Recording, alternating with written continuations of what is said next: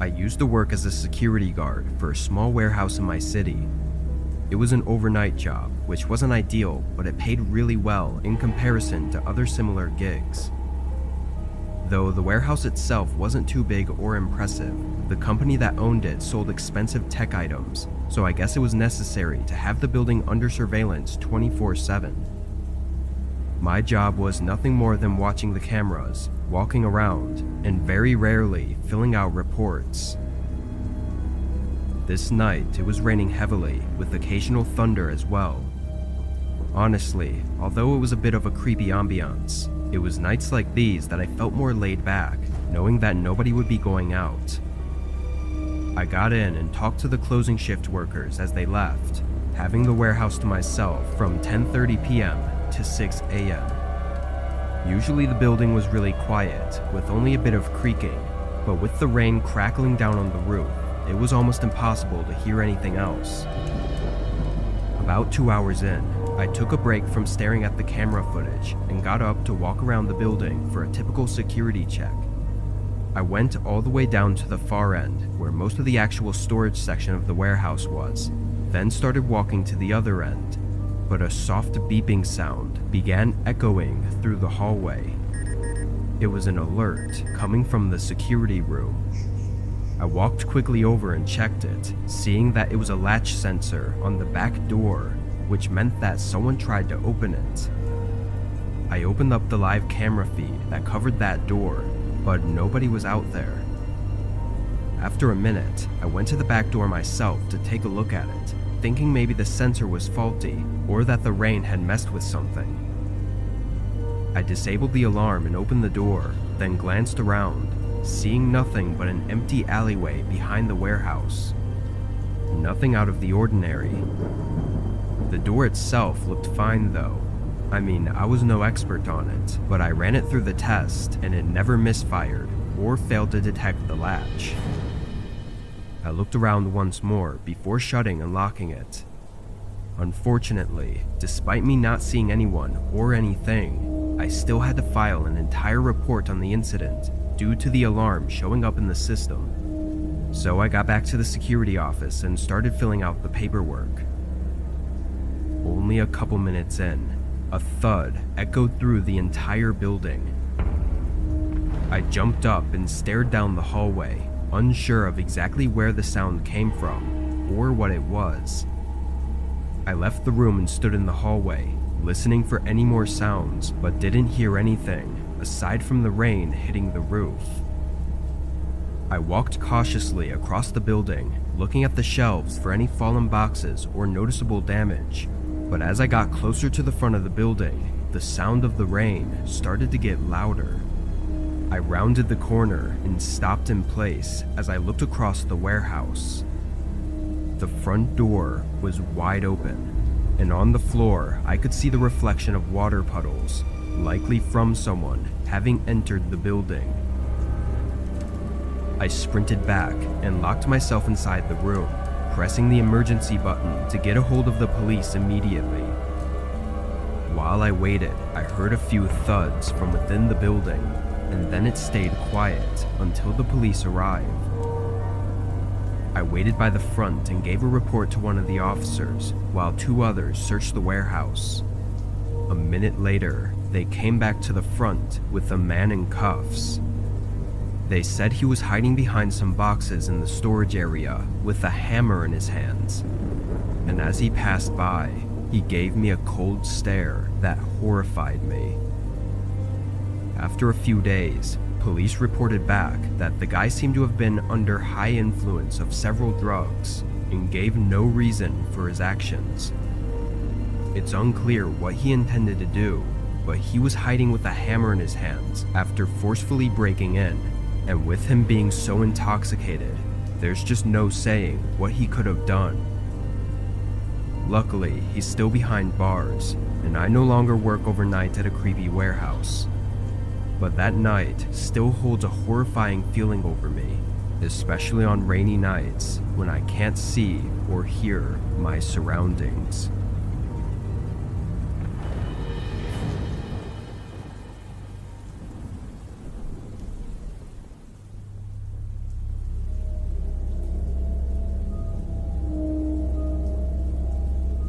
I'm an officer for our local police department.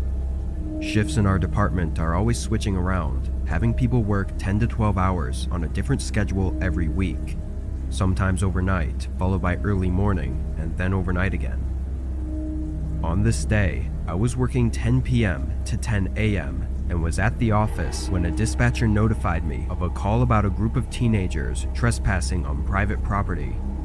Specifically, it was a hospital on the outskirts of town that had been deserted for the last decade. This was a common place for groups to hang out and do various illegal activities at, and the whole department knew about this, and most of us had been there several times before. This was my fourth time having gone there, and I was sure it would be a quick and typical case of walking in and either escorting a group of friends out or watching them run off. I was tired, so either was good enough for me. I honestly didn't care too much to arrest and charge them. I just needed them to leave the property. When I got there, I was quickly aware of a flashlight shining through the windows of the second story. What was strange about it was that it was moving really fast across multiple windows, like someone was running through the hallway. I got out of my vehicle and prepped my flashlight, then entered the building.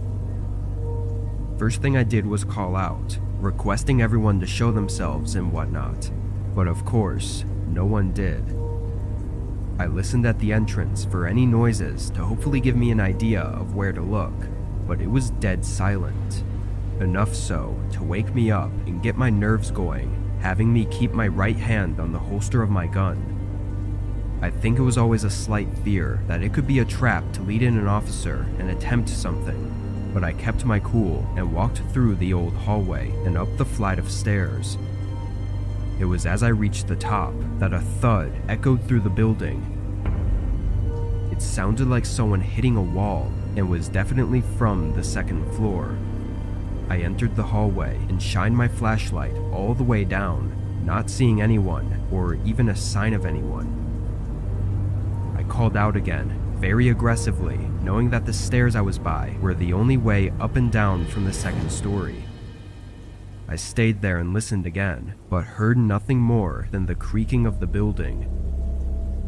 I walked slowly through the hallway, looking through each door and scanning the rooms with my flashlight, but there was nothing more than old hospital beds and graffiti. When I got to the last room, the door was closed, so I called out one more time before swinging it open. I cleared the room, but nobody was inside. However, there were signs of recent activity, being cigarettes on the ground with smoke still rising from them. This was extremely concerning, knowing that they hadn't left the second floor through the stairs, and the only other way was if they had jumped out a broken window. Before I could even check, the door behind me slammed shut, followed by something smashing against it and footsteps departing down the hallway. Luckily, I was able to forcefully push the door open enough to slide through the opening, seeing that a large hospital bed was pressed against it. By the time I got out, whoever was there was long gone. Backup came, and we did a more thorough investigation, also checking in with the one who originally called in the two teenagers. What was odd about this was that there was only one clear set of footsteps I heard, and only one flashlight in the window. The cigarettes still burning also showed that they had left in a hurry, which could have been from me arriving, but then why would one of them have stayed behind?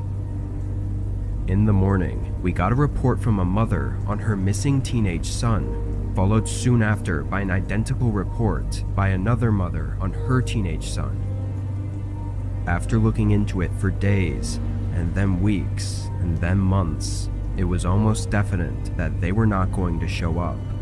And now, 6 years later, they still haven't. Their disappearance is an unlikely one, and that's what makes it so difficult.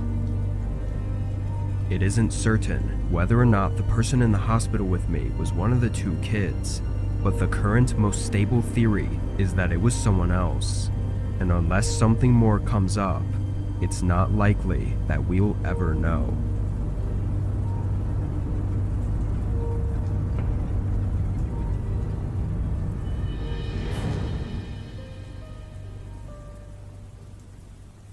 It was a snowy night when I pulled into the parking lot of my gas station. I worked the overnight 11 to 7 shift and had been at the job for several months before this. I really didn't like this job, but finding somewhere else to work was really difficult, and due to how some things were in other aspects of my life, night shifts were the best for my personal schedule. Still though, I went in tired every night and struggled to get through every shift. I parked in front of the building beside the only other car in the parking lot, which was my coworker's. Then I went inside and relieved him of his shift. He left a couple minutes later, and then it was just me for the rest of the night. My manager had a paper on the desk with some things to get done, but from reading it over, it wasn't all that much. My guess was that it would take no more than an hour total to complete all the tasks, so I tried to put it off as long as possible to save me from falling asleep once I started getting really tired. But as I sat there behind the desk, and somewhere around 12 a.m., a car pulled into the station.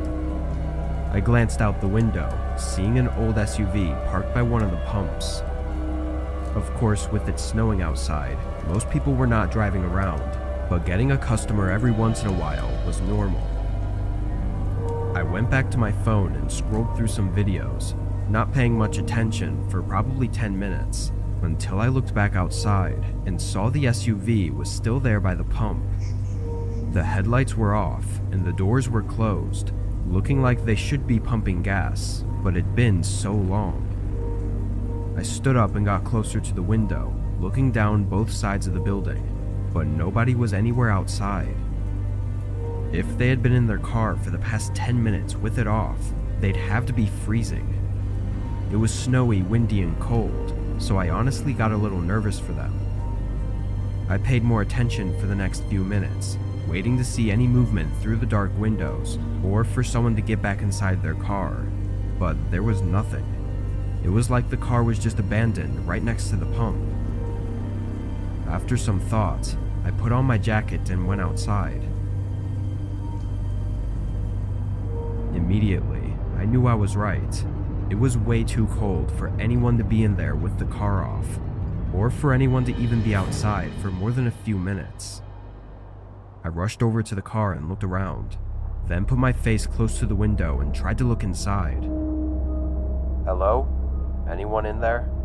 Just checking to see if you're okay," I called out, but from what I could see, there wasn't anyone inside.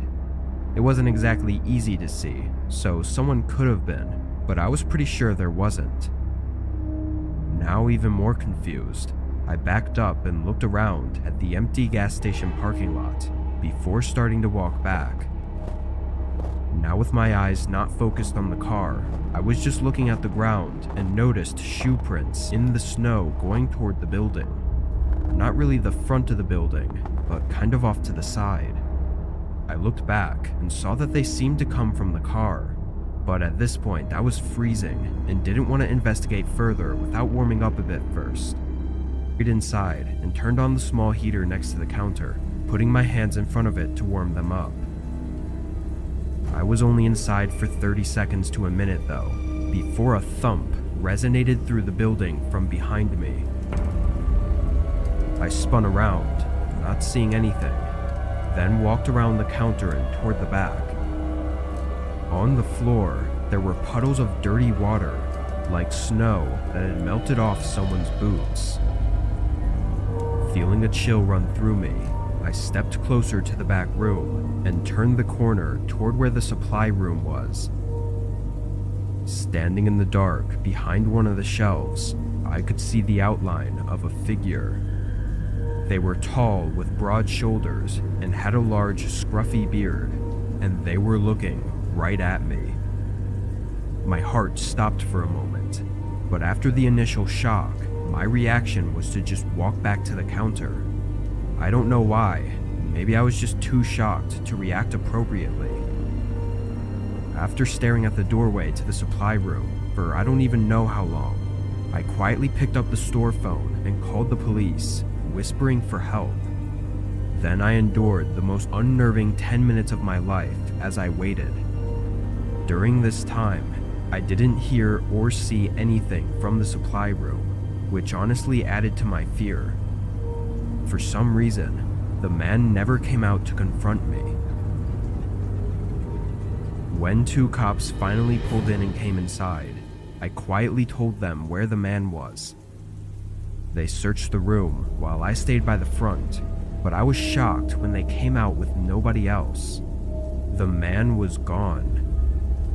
Watery shoe prints surrounded the back door, but outside were fresh tracks in the snow going straight away from the gas station, straight into the completely dark, empty field that led on for miles. Obviously, nobody could search that at night, but even when they did in the following days, they didn't find anything. I mean, the field was huge. He could have gone anywhere, but it was so cold and windy that night that I was almost sure that they'd find a body. The SUV was taken in for hopefully more information. I don't know how or why, but for some reason they couldn't find any history of ownership, so that left us with just what we know from that night, and we are still left with just that. Who the man was and what he was doing remains unsolved, and where he is now is just as much of a question.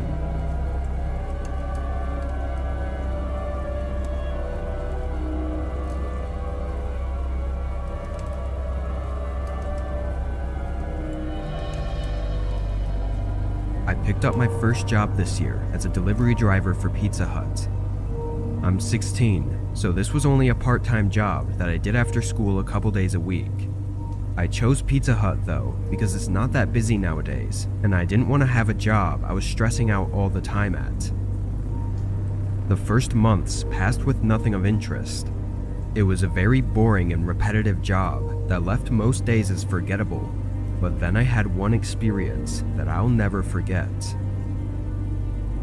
It was a Friday, and we got an order in just before closing.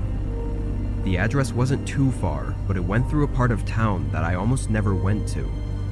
This neighborhood was different from the rest, not having tons of houses or stores in it, which gave me no reason to ever go there. While driving through, I kept checking the GPS as it took me all the way through the neighborhood, turning down seemingly every road until it finally said I arrived, but something was off. On my left was a row of maybe 6 or 7 houses, and on the right was a path leading to a park. The waypoint on the GPS was showing up on the right side, so I double-checked by searching the address on Google, and it was the actual address of the park. I parked on the side of the road and picked up the pizza, getting out and walking up to the path. With a better look, I could see that it was just a walking path, not leading to any sort of playground or anything, which is where I expected to see a group of kids that had ordered a pizza. But instead, there was a guy sitting on a bench a little ways down, waving at me. I started walking over, still a bit unsure about it. As I got closer, he stood up and started sifting through his wallet for cash. The fact that he was alone on a walking path at night, and for some reason needed a pizza delivered here, was odd to say the least, so I was skeptical when I went up and greeted him.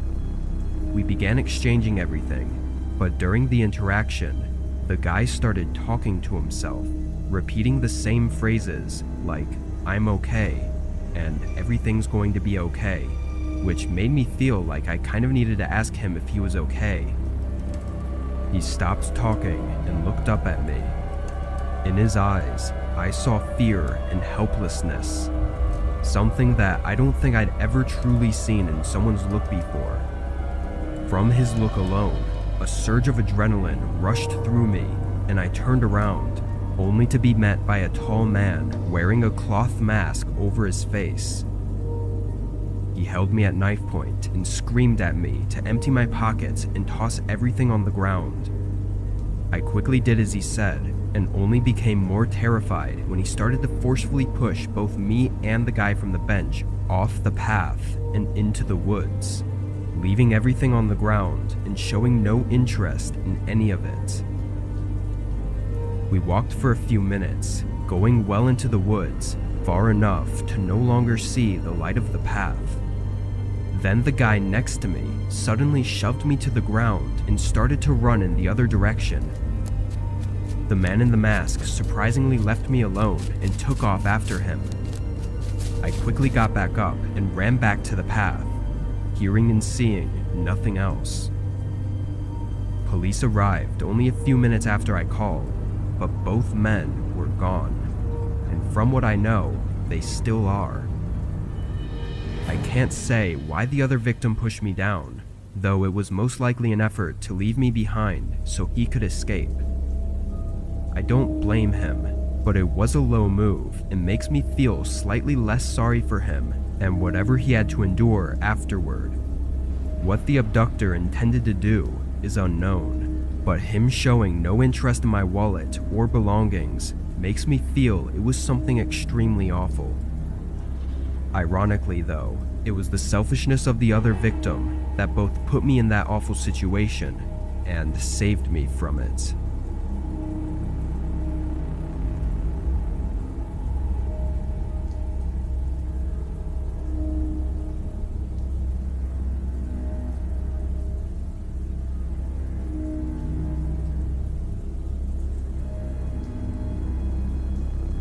I was driving a long route to deliver the last pizza for the night. It was well into the early morning hours, sometime around 2 a.m. I live in a pretty small town, working for a local pizza shop that was one of the only places offering delivery, given that most of the town is spread far out. The road I was on was a not so often used side road that conveniently went from one side of the town to the other without any stoplights or intersections. It was mainly empty, going through the forest that surrounded our town. As I drove along, something with my car started to feel different. I checked my gas, but it was at half, and no other icons were showing up on my dashboard. I figured it was nothing and ignored it, but the further down the road I got, the more my car began to struggle. It was bumpy, shifting back and forth as I tried to maintain speed, until it just stopped accelerating. The car rolled forward, and I slowly turned it off to the side of the road, stopping it halfway in the grass.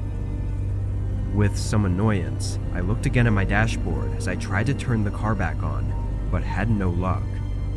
I rubbed my eyes with frustration, then calmly got out and looked for any signs of damage on the outside of the car. I didn't see anything, but it was a really old car, and honestly I didn't even know what to look for. As I was out there, I looked down the road, not seeing anything but fog and trees, but when I looked back the way I came from, I saw a figure far out standing in the fog on the other side of the road. I got back in my car and called up one of my coworkers, who was also a friend of mine, and asked if he could do me a favor and pick me up. He agreed, though it wouldn't be for another 30 minutes. I thanked him, then called the customer to let them know my situation and apologized for the inconvenience. They were nice about it, so all I was left to do was sit back and wait. After a second, I remembered that figure that I'd seen, so I checked my mirrors, but saw nothing. I didn't see anybody on the side of the road or by the trees, although it was really dark and foggy. I sat back again and opened the box of pizza, grabbing a slice for myself while I waited. Over time though, an eerie feeling continued to grow on me. Being out on this empty road with very limited vision just started to freak me out. I could only see a few feet into the forest before it was complete darkness, and the fog on the road seemed to only get more dense as time went on. I waited for 30 minutes, keeping my eyes open the whole time and checking the mirrors, but then I heard something. Footsteps, getting more noticeable as the sound came closer, coming from the darkness within the forest. I stared at the empty fog, seeing a man appear near one of the trees. He walked directly up to my car, knocking on the window and sending a friendly smile at me. Sorry, I can't roll the window down, I said through the glass, not really sure what else to say. The man said nothing, but then casually tried to open the door before walking around to the back. I looked in the mirror as he stood by the trunk, seeming like he was trying to hide for a second as he shifted around with something in his hands. And it was just then that headlights came through the fog from down the road. The man watched as the car slowed down and started to pull in behind me. Then he ran into the forest, losing my sight in the fog. My friend seemed to have noticed the man as well, because he was very cautious about approaching my car. We ended up leaving my car behind, and it was on the ride back with my friend that he told me the man was holding a gun before he ran into the forest. We called the police and had a tow truck pick up the car, which happened to have been broken into and looted. It turned out that the gas meter was stuck in the middle, and it was actually an empty tank. But concerning the man, there's been nothing on it. I don't know what he was trying to do. I mean, he obviously robbed the car, but what would he have done to me if he had tried to while I was inside? And why was he out there on that empty road in the middle of the night anyway? All I can say is that if my friend hadn't shown up when he did, I'm pretty sure I would have never been seen again.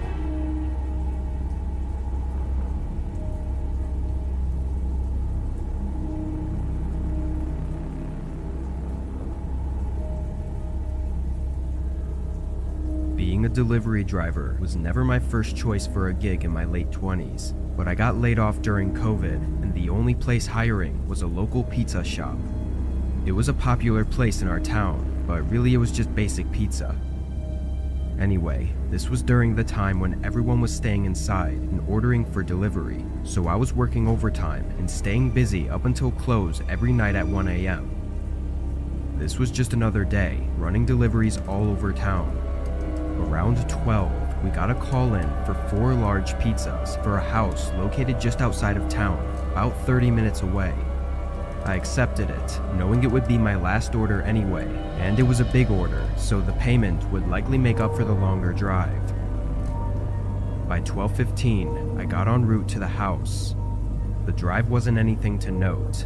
All the roads were empty and nobody was outside due to the mandatory lockdowns going on. When I got to the address though, I was immediately confused. There was a driveway with a large open gate, looking like it belonged to a large mansion of some kind. But at the end of the driveway was nothing. It was just a dead end with forest all around, except not far off in the trees was a glowing light. I pulled in and parked in the middle of the driveway and got out. Now standing outside, I could see more clearly that it was a campfire or bonfire of some kind, and I could hear a group of people talking. After a moment, a figure stepped in front of the glowing light from the fire and waved at me, like he was inviting me to bring over the pizzas.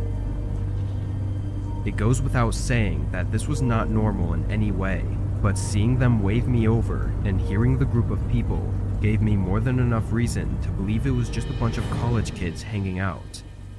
I mean, they did order 4 large pizzas, so it all just added up in my head.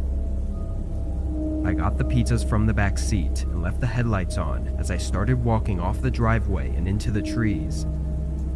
A few more people showed up in the light as I got closer, all watching me walk toward them.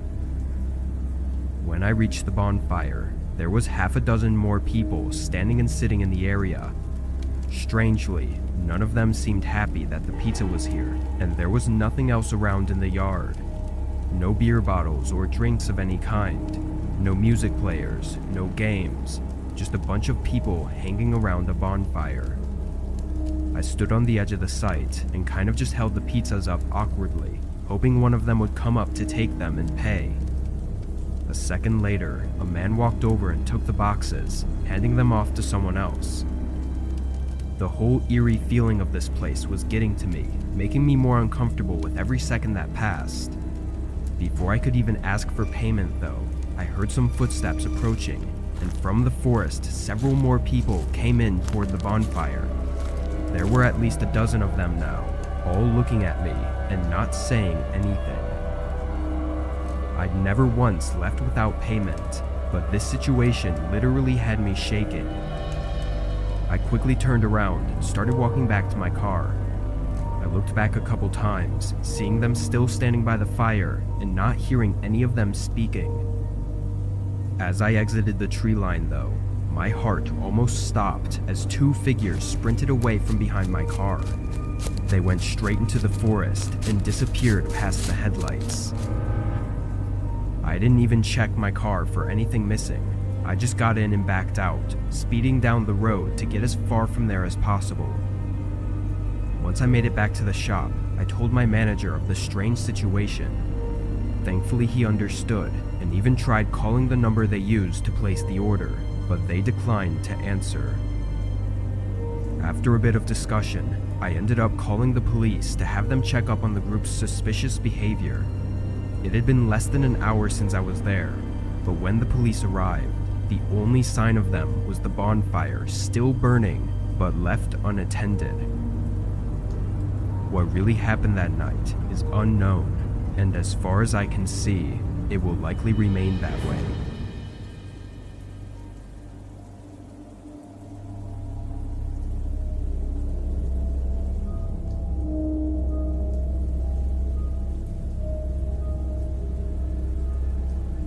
I worked at a retail store in my 20s as an overnight lead. It wasn't one of your regular big chain grocery stores. It was a local place with only about 8 or 9 locations. Most nights I'd have an overnight stalker to help out, but it wasn't uncommon for me to spend the whole shift alone. Again, not the biggest store, so it really wasn't a very intense working environment.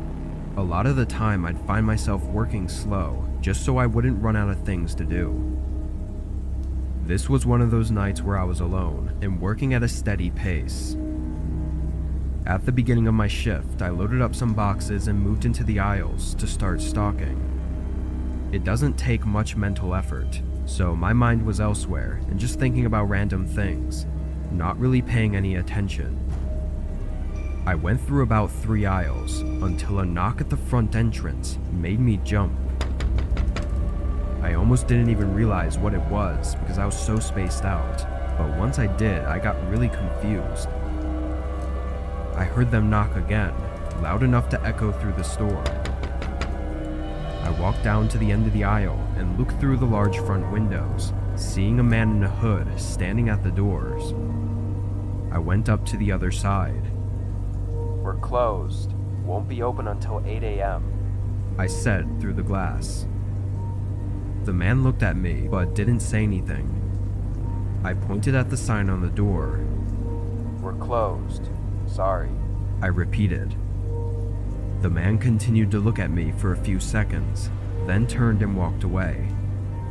I watched him walk until I couldn't see him anymore, but it didn't look like he had parked anywhere. The whole thing was odd to say the least, but I figured he was just at the wrong place or something. I went back to what I was doing, stocking up the shelves and eventually forgetting about the man. By 2 a.m., I'd gotten through half of the aisles and was ready to take my lunch break. I left the boxes where they were and went to the break room on the other end of the building.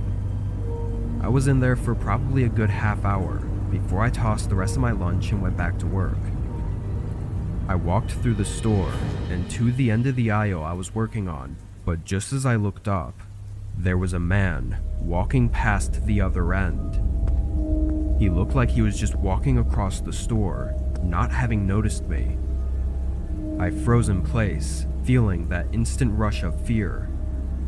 Now listening intently, I could hear the man's footsteps move toward the side of the building I'd just come from, so I moved into the aisle and hid behind the shelves. The footsteps sounded like they went toward the break room, but just before I left the aisle to try and run and get help, I heard the man rushing out of the room. The footsteps were now sprinting through the store, getting closer and closer. I ran for the other end of the aisle, looking back and seeing the man turn in and start running at me.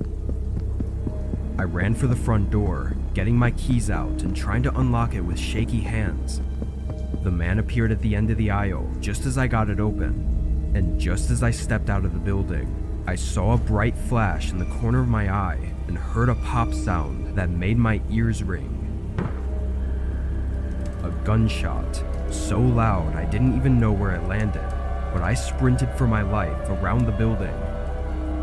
I made it to my car and hid in the back seat as I called 911. From what I know, the man didn't follow me outside. He was gone by the time police made it to the store, but they found the back door to be busted open, along with some heavy tools sitting next to it. The most terrifying of their findings was the hole created by the gunshot, sitting right to the side of the front doors. Why the man broke in and was so aggressive, targeting me like that, is unknown. From his behavior, the police seemed to think it was some kind of mental breakdown or psychotic break, not having any real reason to target me specifically, other than the fact that I was alone. I no longer work there, but I can tell you that for the years following that incident, I was on edge every single night.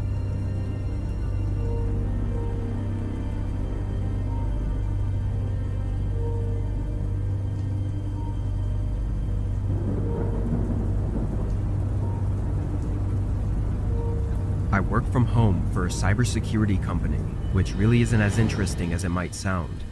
I have to be online overnight from 10 to 6, scrolling through files full of code to see if anything is a possible threat. It's extremely boring, and when paired with the overnight shift, it makes for a struggle every night to stay awake. One night, just a few weeks ago, I was up at 2 a.m. working and feeling the weight of my eyes. I pushed through the sleepiness for a while, checking my phone over and over, hoping the time had somehow skipped forward. At 2:40 though, I took a break and decided to order some food to get myself some fuel for the remaining 3 hours of my shift. I opened up Uber Eats, and my only real option was Taco Bell, so I sent in an order and got up to get something to drink. As I walked through the house with only the hallway light on, I woke up some more and realized it was raining outside. I looked out the front window and was surprised at how hard the rain was coming down, given I had been so oblivious to it while working. My first thought was how I just ordered for delivery, and I felt really bad for basically making someone run through the rain for my own convenience.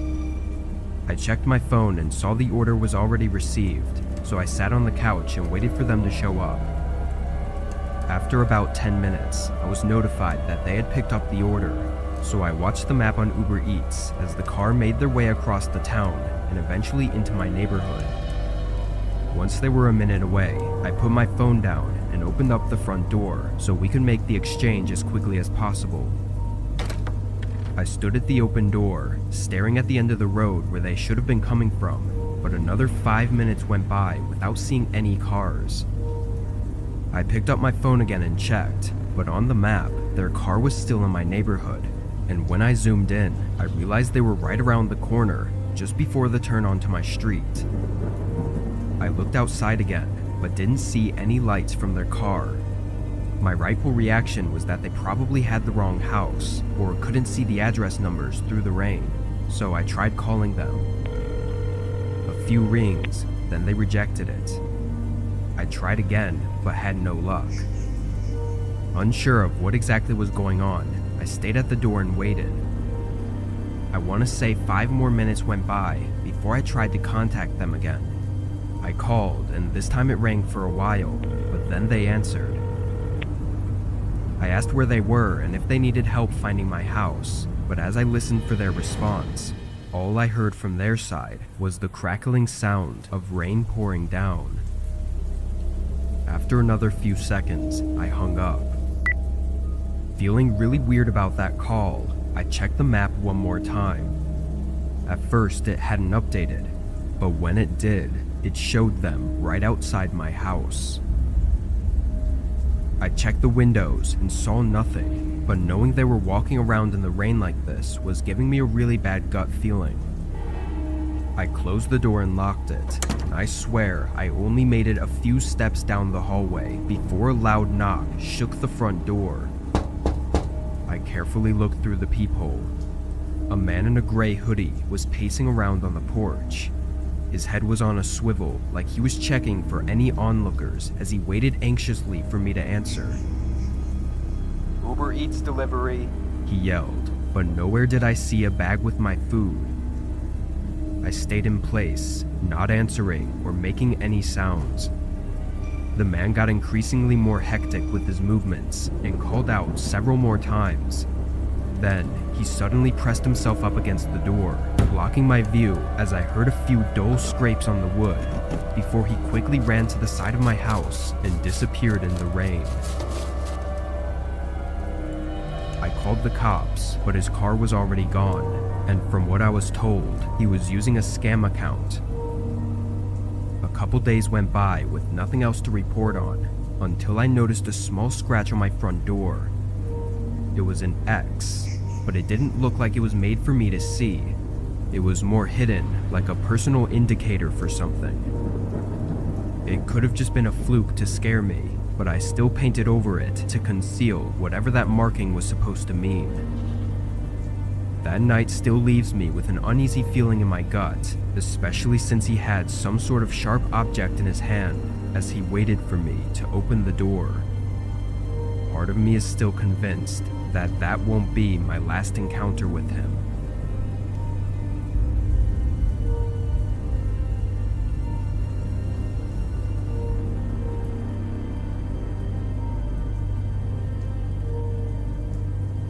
In my mid-20s, I worked at a retail store as the overnight manager. It wasn't a big place, and the only reason I was technically a manager was because I'd be the only overnight worker. So, I was in charge of checking stock, filling shelves, and sometimes receiving order shipments.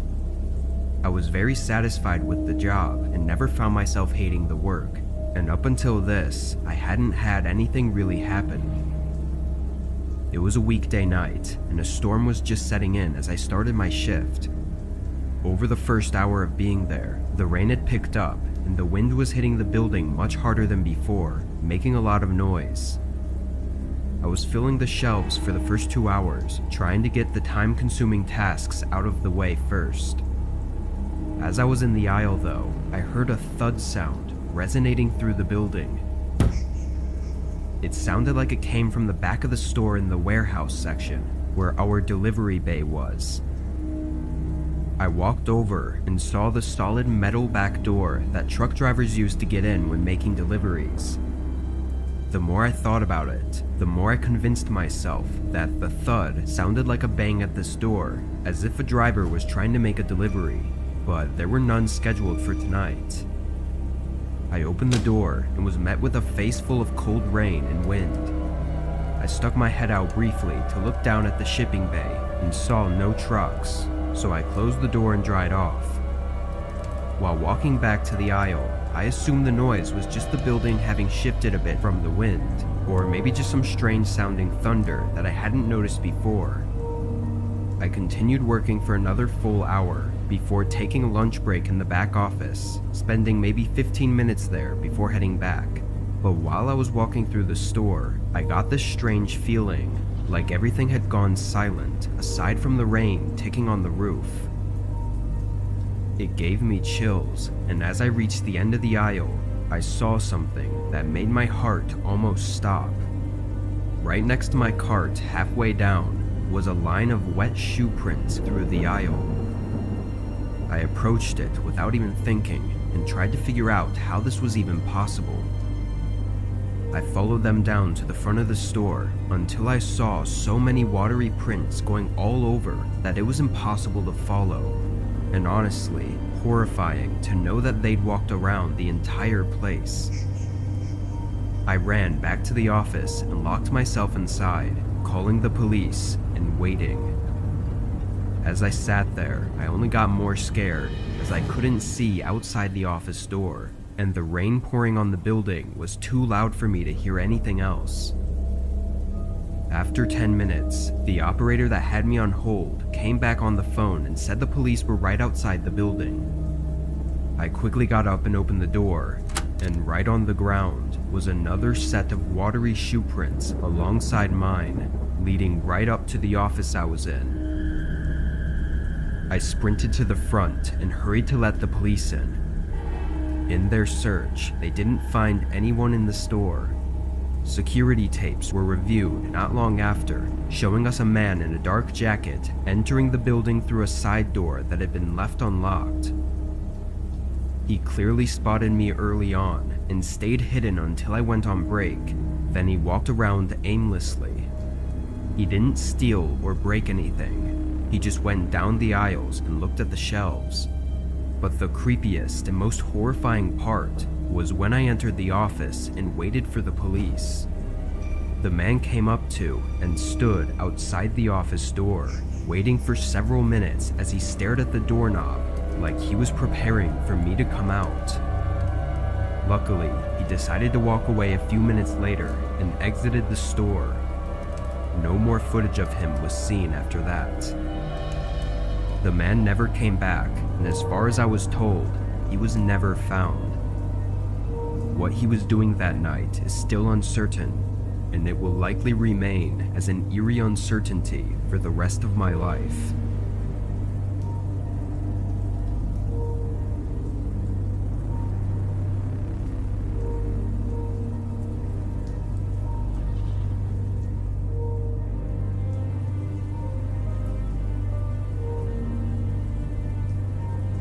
This happened last fall.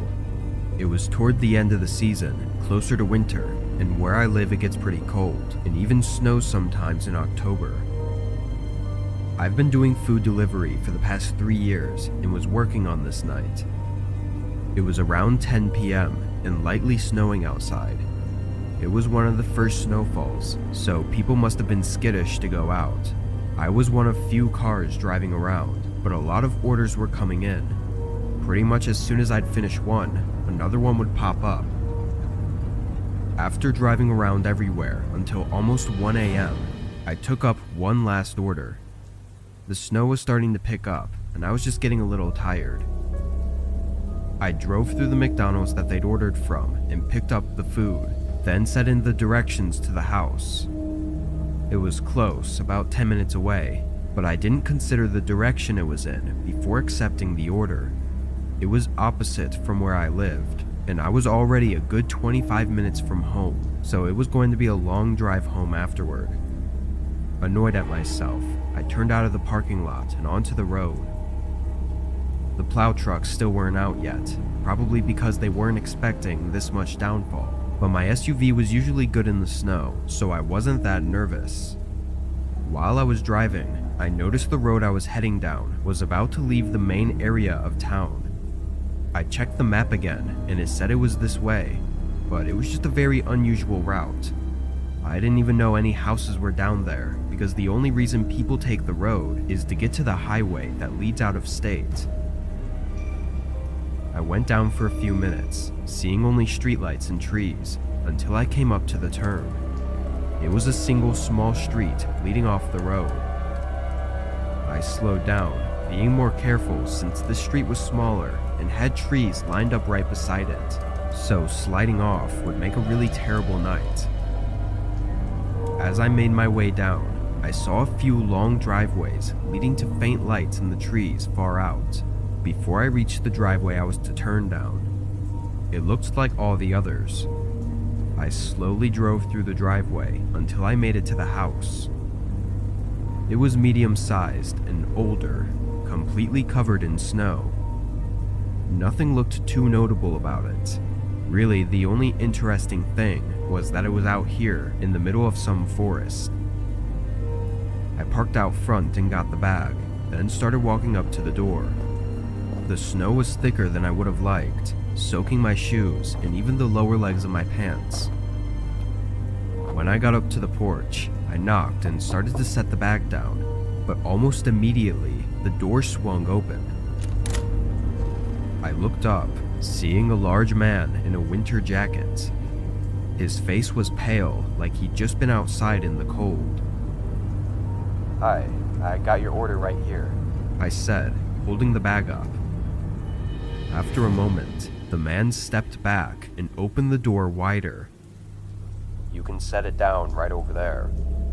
He lifted his arm and pointed toward what I assume was the kitchen. The way he said it made me feel like I had to, but I knew it was a horrible idea to go in there.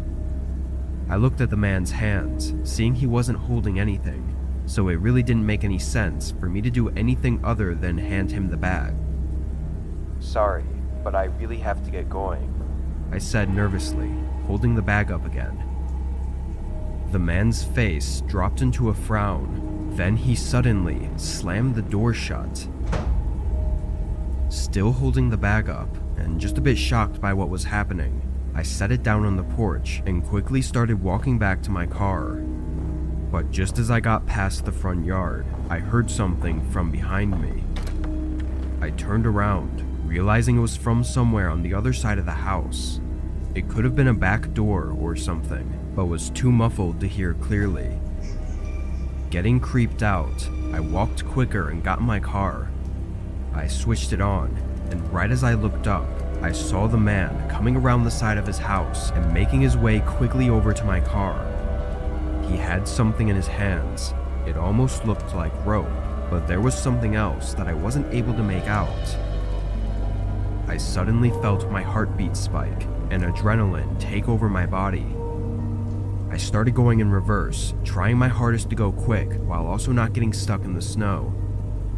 The man got close, probably just a few feet away, before my car was able to grip the road and start picking up some speed.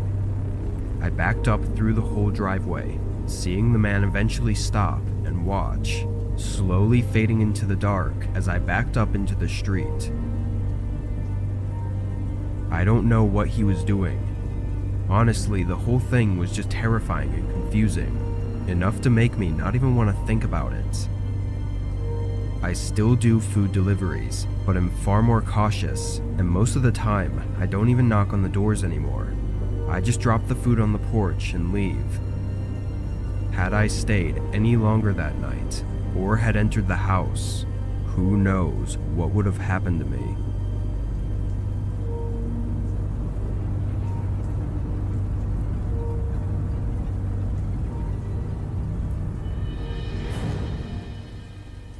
I work at a 24-hour drive-thru restaurant, and this had happened only a few weeks ago.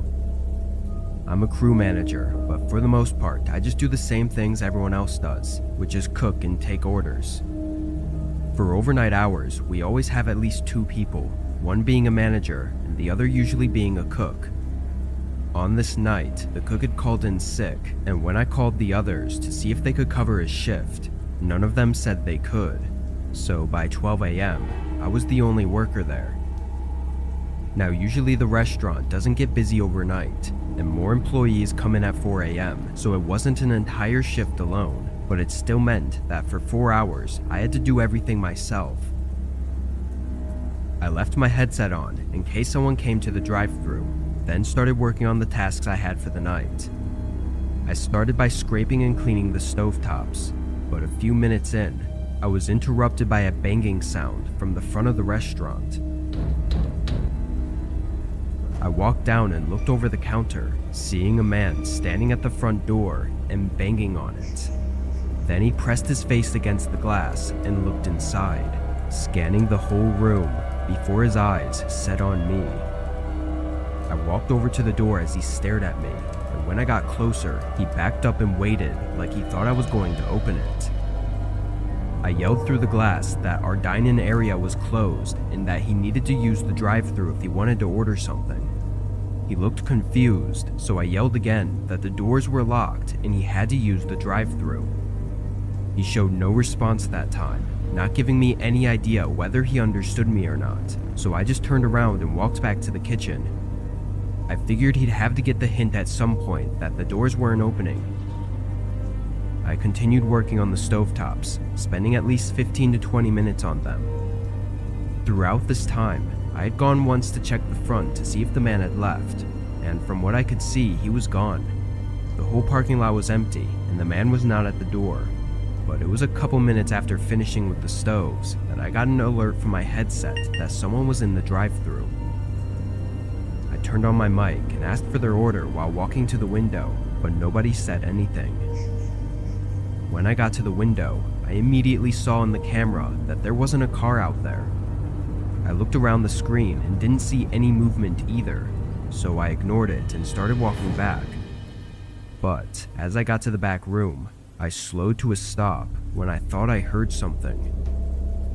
I stood in place and listened as footsteps slowly walked above me on the roof of the building. They were careful steps, not making much sound aside from the roof creaking, but I had no doubt that there was someone up there. I followed the sound of their steps with my stare, moving down the ceiling until I saw the ladder leading to the maintenance hatch, and that's when I realized what they were doing.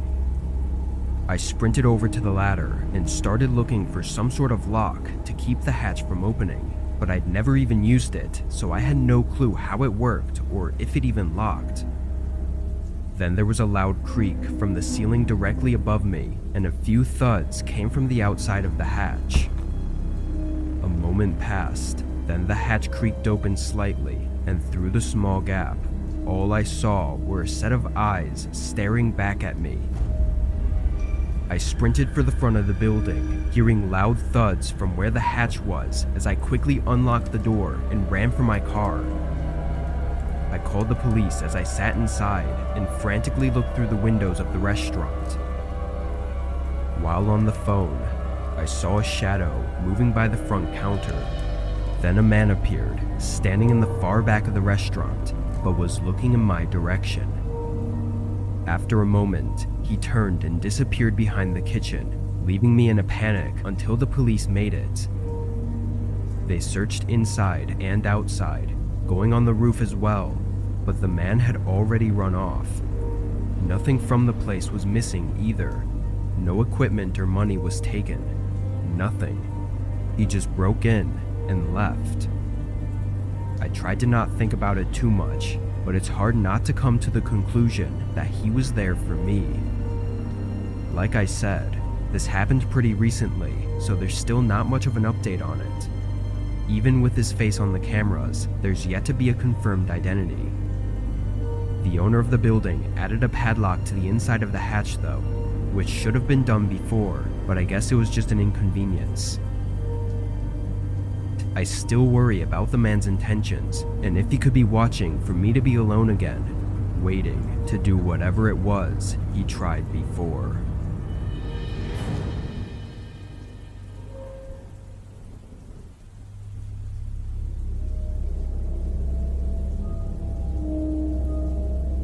I spend a lot of my spare nights doing deliveries for DoorDash. It's my way of getting extra money while also not needing to commit to a more strict second job. I started driving around 9 p.m. on this night and steadily took on some orders until 11, where it slowed down a bit. During this time, I just drove around the shopping center that had most of the fast food restaurants people often ordered from, and eventually another order came through. It was a regular order to be delivered about 4 miles away. After getting the food, I started the directions to the address, and it was almost immediately apparent that it wasn't a house. I scrolled in on the map, which only showed streets and buildings, and the address it pointed to was along a street that had no buildings on it. It looked kind of like an empty plot of land, but the DoorDash map was never that great, so I just started driving and decided to at least check it out and maybe call the customer if there was an issue. I drove out, taking just under 20 minutes until I reached the street it was on. This street was very bare, no houses or crossroads, and no cars driving on it. When I got to the end, it became a gravel road, and on the side was a small wooden sign that was too weathered to be legible. I pulled onto the gravel and turned my brights on, and right away I could see something far off down the road. I drove in closer, and as I approached it, my phone dinged to let me know that I'd arrived. In my headlights was a small mobile home, or some kind of RV, and on the door were poorly painted numbers. I looked back at my phone, 2760. It was the address. I got out, holding the food in my hand as I walked up to the RV. Getting closer, it was a bit unsettling to look at. It was overgrown and old, which was strange considering it was a mobile home meant to be moving around. I gave it a knock and waited. This was a rare cash order, which made more sense once I saw the place, but it definitely didn't make me feel good having to stand here. As I looked around, an eerie feeling loomed over me. This place was surrounded by the woods with no lights anywhere. Past the RV, it was complete darkness. I heard something from inside, and I prepared for them to open the door, but then a voice to my right startled me. I looked over and saw a man smiling at me, standing by the corner of the RV. He asked if I had his order, and I nodded, apologizing and walking it over to him. I handed it off and said his total. The man reached into his pocket and pulled out a $5 bill, then smiled again and said he just needed to grab the rest. He turned and walked back around the RV while I stayed where I was. This whole interaction in writing doesn't seem as off as it was in person, but I can tell you there was something very wrong about this guy. It was just something about the way he acted and said everything that gave me chills. I waited for a minute or so before getting more nervous and looking around the corner to see where he went. In the distance, I saw a figure standing by what looked like the dark outline of a shed. They were not walking, they were just standing there. As the fear grew inside me, my head jolted around, hearing the door to the RV opening. A different man looked out at me, and just as I started to greet him, he slammed the door shut. My heartbeat now intensifying, I looked back out at the man who was by the shed. He was now walking back toward the RV, but had something else in his hands. In the moment, I couldn't tell exactly what it was, but it was either a long bat or a rifle. I ran back to the car, getting in and turning it on with shaky hands as I put it in reverse. The man came around the side of the mobile home and stood calmly in the darkness as I drove off. I don't know what happened there, but I wasn't exactly keen on finding out.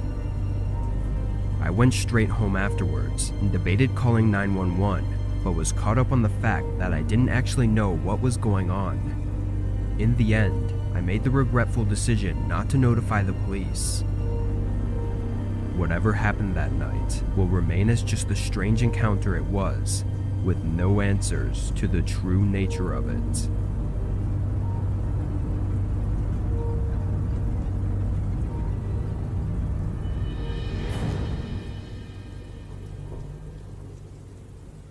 I was driving through my city, delivering for Postmates way back in the day when it had basically just started. Every order was mostly inside the main city blocks, but I had just gotten an order from outside the main roads. I picked up the food and headed over, but the further out I got from the city, the more the roads became less populated, both of cars and of houses. Everything was replaced by the woods. I'd been out this way before, but only when leaving town. I didn't even know there were houses out here. I drove until the GPS told me to turn down a gravel road, which was almost unnoticeable. There were no lights aside from the dim ones coming from my old car as I made my way down this thin path through the woods. It was much longer than I expected, taking a whole minute to reach the house. To be honest, it was what I assumed it would look like due to its isolated location in the woods. It was aged and almost entirely made of wood, having vines growing up the outside of the house. There were a few lights on inside, shining through the windows, but if there hadn't been, then I probably would have thought twice about approaching it. I checked the bag for everything, then went up to the front door. I pressed the doorbell, which didn't really work, so I had to knock as well. As soon as my hand hit the door though, it creaked open. Cautiously, I opened it a little further and called out, I have an order here from Postmates. A moment later, I called out again. Anybody home? There were no sounds coming from inside, but all of the lights I could see were on, and through the crack in the doorway, I could see a TV in the living room. It was playing, but was muted. I don't know how else to really explain my thoughts, but the vibes were just off, and I knew something was wrong about this. I turned and went back to my car, getting in and starting to do a U-turn. Right away, I felt a problem. The steering was stiff, and my car was struggling to move through the gravel, feeling extremely bumpy and jittery. I got out, and my face went cold when I saw that my front tire was flat. I then moved my eyes over to the other tires, and every one of them was flat as well. Not just a little deflated, but completely flattened. My stomach dropped, instantly knowing this was a purposeful act. In that moment, my mind was everywhere. What terrified me was that I didn't know whether someone put something on the path, or if someone had come up while I was at the house and done it behind my back. Either way, the only thing I knew was that someone was out here with me, way out in the woods, in the middle of nowhere. I got back inside my car and locked the doors, trying to call 911, but had no connection. As I ran through my few options, I saw a light in the house flicker, and the front door opened wider, revealing a man in the doorway. Without any hesitation, he started walking quickly over to my car. I didn't second guess myself this time, putting it in drive and forcing my car through the gravel. In the mirror, I saw the man stop and stare at my car. Once I was on the main road, I took it more carefully, driving slow to keep from damaging my car until I got enough signal to call 911. But what unfolded afterwards was equally as terrifying. That house was owned and lived in by a single mother with 2 kids, all of which said they were at the house sleeping in their rooms at the time I claim this happened at. They never ordered anything or saw any man or even found anything missing in their home. I don't know if they were in on it somehow, or if they were just as much a victim as I was. Why the man ordered food to the house and slashed my tires still doesn't make sense to me though. The only thing I've thought of is that maybe he was planning to do something horrible to that family, and I was going to be set up somehow to take the fall for it, due to my presence at the property at the exact time it would have been committed. It may be a stretch, but if that's true, then me getting away might have saved more lives than just my own.